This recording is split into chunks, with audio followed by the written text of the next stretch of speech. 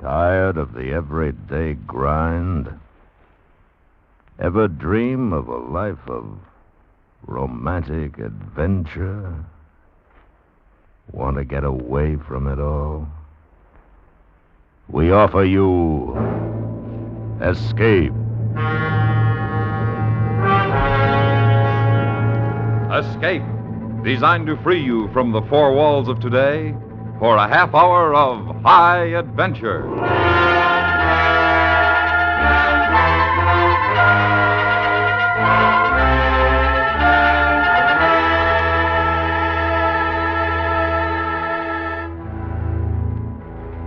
You are in a lighthouse off the steaming coast of French Guiana, while around you, frightful in its fury, a nightmare of terror and violence is closing in on you. A nightmare from which there is no escape. Tonight, by popular request, we repeat one of the most terrifying stories ever presented on Escape. Listen now as we bring you Three Skeleton Key by Georges Toudoux.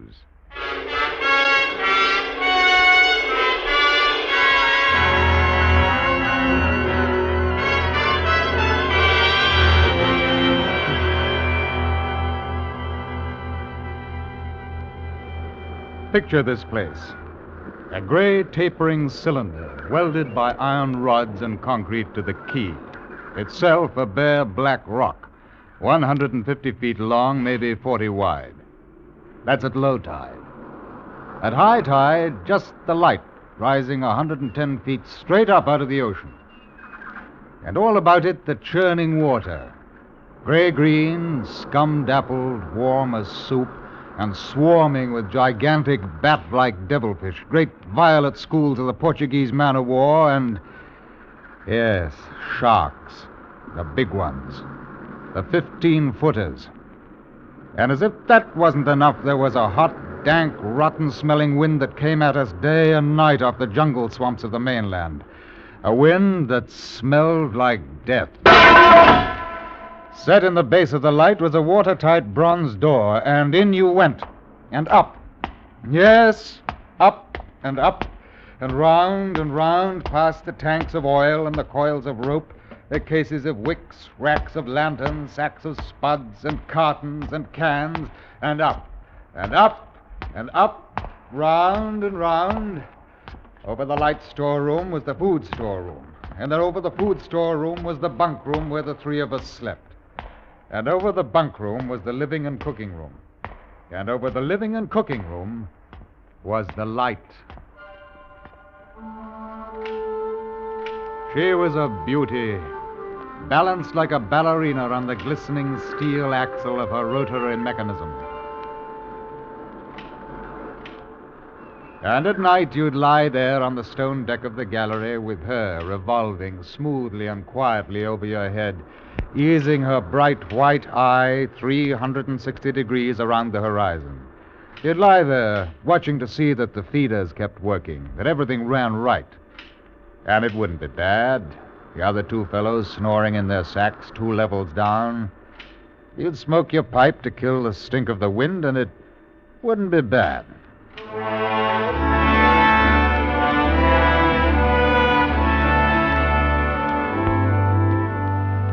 About those other two, Louis and Auguste. What a pair. Louis, he was head man, was a big fellow from the Basque country. Black beard, little hard black eyes, and a pair of arms that, I tell you, those arms were as big around as my legs. Yes, head man he was, and what word he let go was law. A silent fellow. And although I spent my first 2 weeks trying to strike up a real conversation, the most I could ever get out of him was... John, I took up this profession because I don't like people. They talk too much. It's quiet work, light tending. Let's keep it that way. Understand? You're getting to be as bad as Auguste. I thought maybe for once they'd send me... That was Louis. That when he accused me of becoming like Auguste, I quietened down because Auguste was the talkingest man I've ever met. The talkingest and the ugliest. He was hunchbacked, stood 4 feet high, had red hair and big blue eyes. It seems he'd been an actor in Paris. I played in over 200 different productions, my dear boy, at the Grand Guignol. Oh, but it was monstrous, horrible, the way we used to scare the audiences. And I was hated. Yes, they used to throw things and hiss and bare their teeth at me. But finally it got too bad, and I couldn't stand it any longer. I gave up the theater. My nerves, you understand. Yes, gave it up completely. I really did. Couldn't stand it any longer.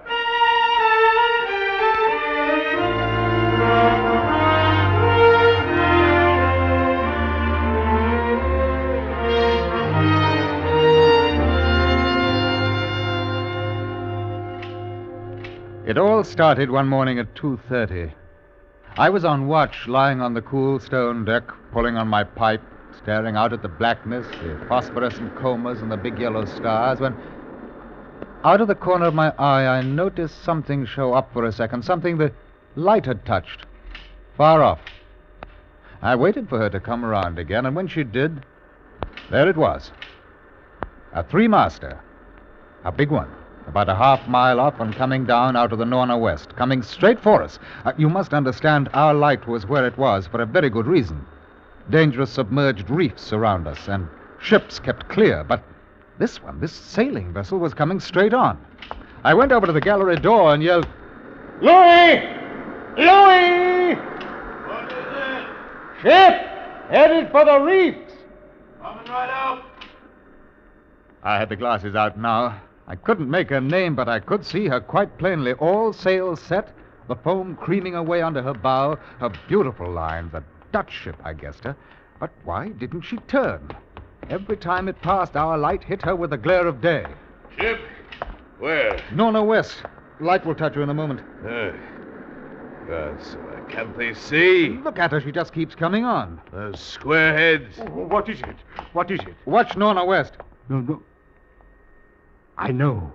I know what it is. What? The Dutchman, the Flying Dutchman. We did a play about her once. Oh, what a performance. You ghastly galleon, hag-ridden, curse-driven, must all... Shut up! She's luffing. Yes. A sloppy way to come about. Jean. She's derelict, that's it. Derelict? The crew left her for some reason or other. But instead of sinking, she's gone on, running before every wind. She'll not run long, not with these reefs to break her up. A beautiful ship. Now, why would men leave a beautiful ship like that?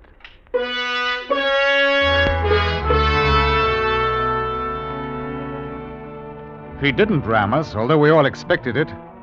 But as we waited for the crash, she luffed again, caught some odd gust, and went about.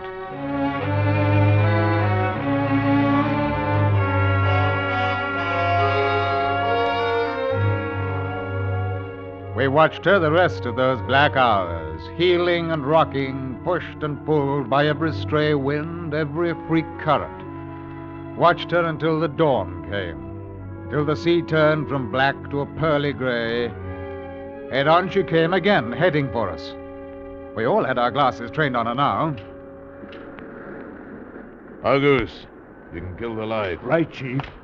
She doesn't look so good by daylight. Think she'll ground this time? I said, do you think she'll ground this time? Oh, this is impossible. Absolutely impossible. What? Here, take my glasses. They're better than yours. All right. What is it that you're... I had to focus. And then my breath froze in my throat. The decks were swarming with a dark brown carpet that looked like a gigantic fungus, but undulating. And on the masts and yards, the guys and all were hundreds, no thousands, no millions. I don't know. An uncountable number of tremendous rats. You see them? Yes, I see them.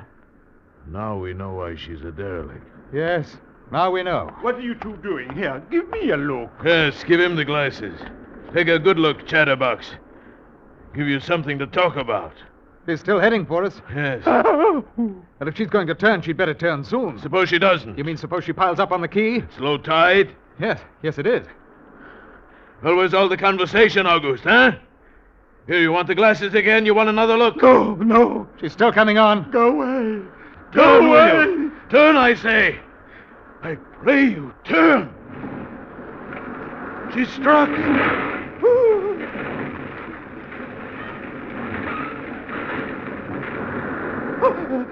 The rats. Look, on the water, like a carpet. They're swimming. Sure, they're swimming. Those are ship's rats. But they're swimming for the rocks. The door below, it's open. Come on. Auguste, get the windows. Maybe they can climb. Right, Chief, but hurry. You see them? No. Oh, yes, I do. Up at the other end of the rocks. Look at them. Millions. They smell us. Here they come. The door. Close the door. And it's stuck. Here, let me. Move, you. Here. Made it. Oh, that was close. What does he look? There! Get him. Watch it. Kick him! What a brute. Oh, and he was as big as a tomcat. Bigger. Get him. His eyes were wild and red, his teeth long and sharp and yellow. He went for us, scarlet and ravenous. Then we fought that one rat all over the room. It was like fighting a panther. I got it. We better get aloft. As we ran up the winding staircase, we passed the tiny windows of the various levels, and at every one was a thick, wriggling, screaming curtain of brown fur. I was ahead of Louis, and I dreaded each successful level. Suppose they found a way in? Look at them. Oh, will you look at them? It's a nightmare. Will you look at them? Oh, the air of the gallery was thick and fetid with the stink of them. The light was dim, brown, filtered through the crawling mass that swarmed over the glass. All about us, we couldn't see the sky. Nothing but them. Their red eyes, their claws, their wriggling, hairy snouts, and their teeth. The rats. They screamed and howled and threw themselves against the glass. They were starving. And we three, we stood in the center of the glass room under our beautiful light. And we waited. What can we do? What can we do, Chief? Take it easy, Auguste. Take it easy. I can't. I just can't. It won't do any good to... It won't do any good to stand here and shake. That's right. Go away. Go away. Do you hear me? Go away this instant. They won't go away until... Until what? Until they've been... fed.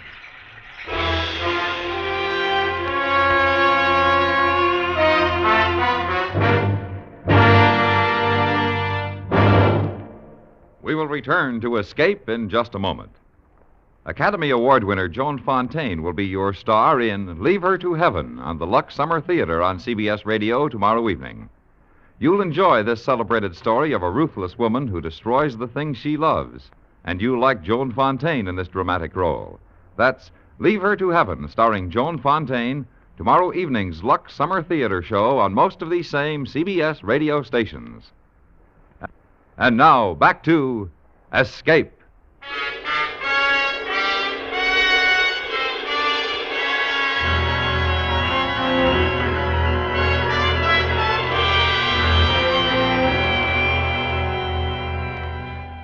You can take so much horror, and then you get used to it. And they were interesting to watch, you know. They couldn't understand the glass. They could see us, and they could rush at us, but that thin, invisible barrier held them off. It stopped them. From time to time, we caught a glimpse of the rocks below. More rats down there, swarming brown velvet in the bright tropical sunlight. And then the tide began to rise.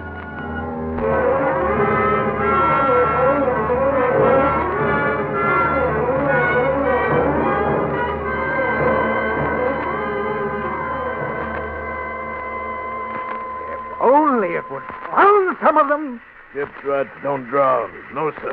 You can't drown them. They're still climbing. They're all climbing up to the tower. This bunch around us is getting thicker. What's the time? 5:45. You got the first watch now. Right. Wake me at 10. I will. Come along, old goose. It was getting dark. One side of the room was lit a soft, filtered red. Sunset through the rafts. Oh, very pretty. I set the wick, I checked my fuel, and then lit the lamp. It caught them. Lit them in their gigantic, wriggling web of pale, hairless bellies, twitching red tails, bright eyes. And I started the rotary motor. The light drove them mad. As she swung slowly and smoothly about, she blinded them in the fierce, stabbing bar of light, moving continually about, ever turning, ever touching, ever moving around and around, and they twitching and shuddering, eyes flaming when they were struck by the light, the bright light moving, and behind, on the dark side of the room, so close, I dared not turn my back, but you can't help turning your back when you're in a room made of glass. On the dark side of the room, you couldn't see them, but only their eyes. Thousands of points of blank red light, blinking and twinkling like the stars of hell.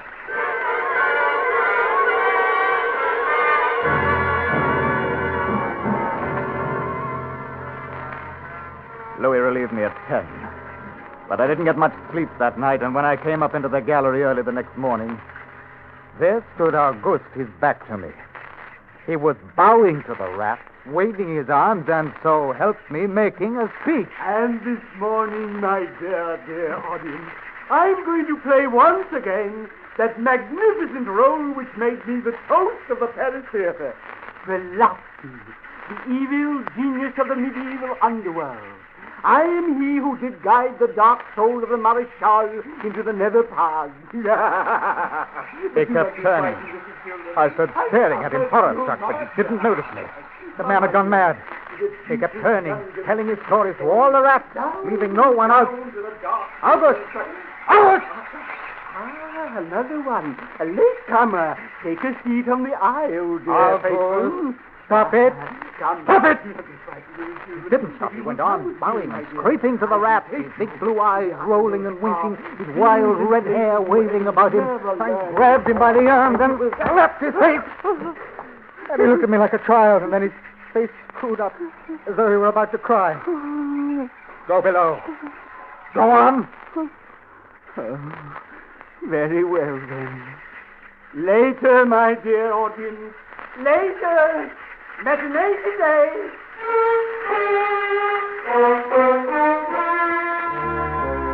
Sure, he was crazy. I guess we all were. A few hours later, he came back up and caught Louis and me teasing the rat. Yes? Sounds horrible? It was fun. We'd get right up against the glass and make faces at them. It drove them crazy. They would scratch away, trying to get at our eyes. Auguste joined in, too. Oh, very ingenious, Auguste. He learned that if he spread-eagled himself against the glass, they'd bunch and bundle against his figure. Then he'd leap back. Look! My portrait in red! It went on all day like that. They put Auguste in bed, and he went to sleep like a baby, smiling. And then it was about midnight. I was very tired, and I was just beginning to fall off to sleep myself when I became conscious of a new sound. I couldn't figure it at first. I got up, I lit the lamp, went to the window. And even as I looked at it, I saw one of the panes begin to sag. They'd eaten the wood away. Louis, come quick! What is it? They found a way in! I held the glass with my hand. Now they were all going crazy, and assured of the success of this maneuver, were all nibbling away at the wood. Louis ran below and then returned with a large sheet of tin. Spread it against the window and hammered it into place. Even as we did so, we felt the heavy bodies thudding against the other side as the window gave way. There, it ought to hold. If it doesn't, we're done for. Rats can't eat tin. No, they can't. What was that? I don't know. It came from below. The storeroom window. They're in. They're swarming up the stairs. Drop the tap. Right. Two of them got in. Get them! We didn't have time to get them. They came to us. I leapt to one side. I grabbed a marlin spike, swung, and smashed one in midair. Ah! I whirled to see Louis with the other. It had ripped his hand open. The blood was pouring all over the place. He held his hand aloft and kicked at the snarling rat, and I stepped and swung and got him. My hand! He got my hand! That's both of them, Louis. I'll get you something to tie that up. Blood! Look at my blood! I'm bleeding! Don't worry about it, Louis. Here, it's all right. I wind this handkerchief around it. It'll be okay. Blood! Here. There you are. There. That's not bad now. It's just the flesh. And then I became conscious of a new sound. They were gnawing their way through the wooden trapdoor. I watched the wood, fascinated. And even if I did, it began to give way, and a bristling, whiskery nose showed through. Louis, we've got to go up. The next level was the living quarters and kitchen. I slammed the trap there, but it too was of wood. My blood! John, what are we going to do? I don't know. They'll be through this one in a moment. The gallery. The trapdoor in the gallery is metal. Good, come on!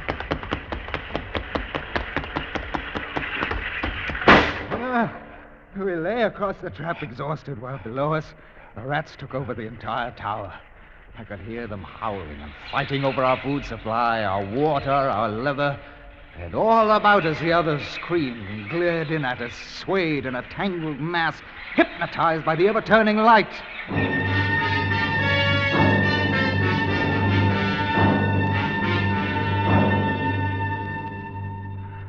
By morning, the air in the little room was horrible. Until now, we'd been getting air from the tower below, and now that was sealed off, and so was all our food and water. We lay exhausted, panting, waiting. The hours crawled on. I was almost dozing from fatigue when I heard a sight that brought me too fast. Would you like to come in, my beauties? Would you? I hold the powers of life and death, and I can let you in, you know. August was standing by the glass, and in one hand he held a big wrench. He was tapping the glass gently, not quite hard enough to break it. Slowly, I eased myself to my feet and slowly, very slowly, tiptoed toward him. All I have to do is tap just a little harder. I found a coil of wire in the toolkit, and I trussed him up, fastened him to a stanchion in the center of the room. Louis was of no help. He lay on his side, looking at his bloody hand, weak and sick as a baby.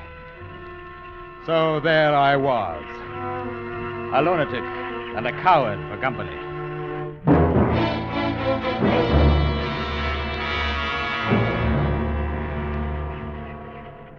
That night I tended the light, but its flame was devouring our oxygen. The following day we lay thirst-tormented, starving, waiting. And the following night, I again tended the light, but the small supply of spare wicking we kept in the gallery had become exhausted. And at about midnight, the light began to flicker. And slowly, so slowly, began to go out.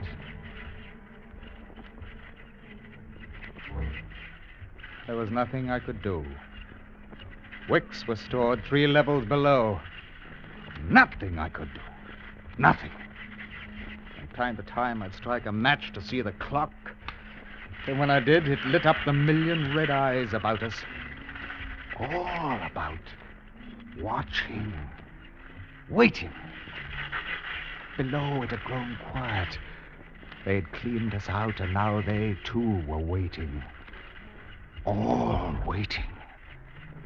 And then the rats, quite suddenly, were silent. And then I heard it. And then I saw the sky and the stars. The rats were gone. I went to the glass. Out there on the water, a small freighter, a banana boat showing a few lights, came softly and innocently at us. The light was out. They didn't know. I wanted to open the windows to call out to them, to warn them. But I was afraid. What if the rats were hiding from me, tricking me? So I waited. She grounded very softly on a reef not 200 yards from the quay.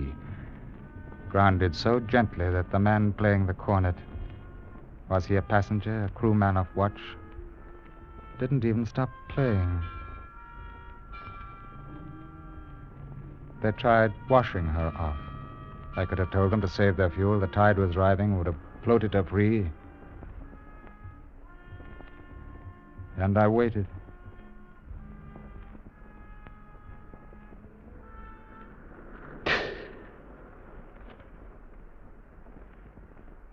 That's all. That's the story.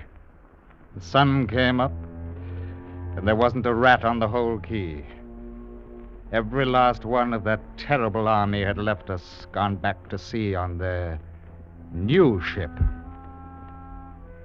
August, the insane asylum, he never recovered. And Louis, they took him into Cayenne where he died of blood poisoning from his bite. Yes, that's the whole of it. Now, if you'll excuse me, I must go set my traps. Oh, no. Mouse traps. No rats in this lighthouse. I should say not.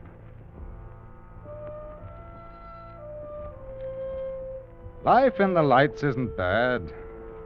But sometimes when I see a strange vessel approaching, I get a little nervous. Yes. When you know that somewhere on the seas there's a little banana boat without a crew. That is, without a human crew.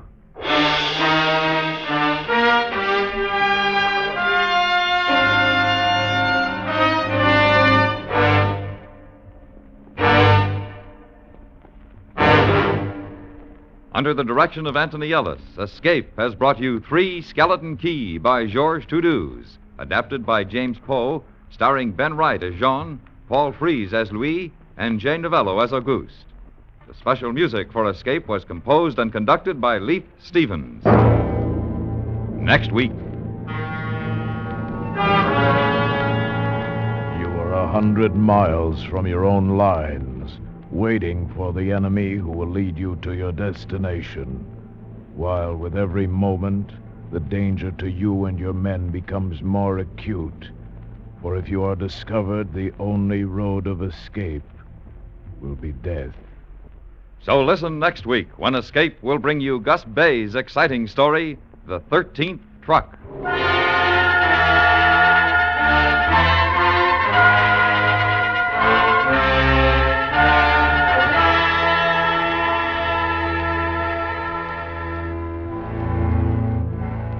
Tomorrow evening, CBS Radio's Crime Classics presents the stirring story of the Axe and the Drute family, how they fared. It's several pages of criminal history you're sure to enjoy. So be listening for Crime Classics, presented by CBS Radio tomorrow evening on most of these same CBS radio stations. This is George Walsh speaking. And remember, there's action as a policeman really finds it in 21st Precinct, Tuesdays on the CBS Radio Network.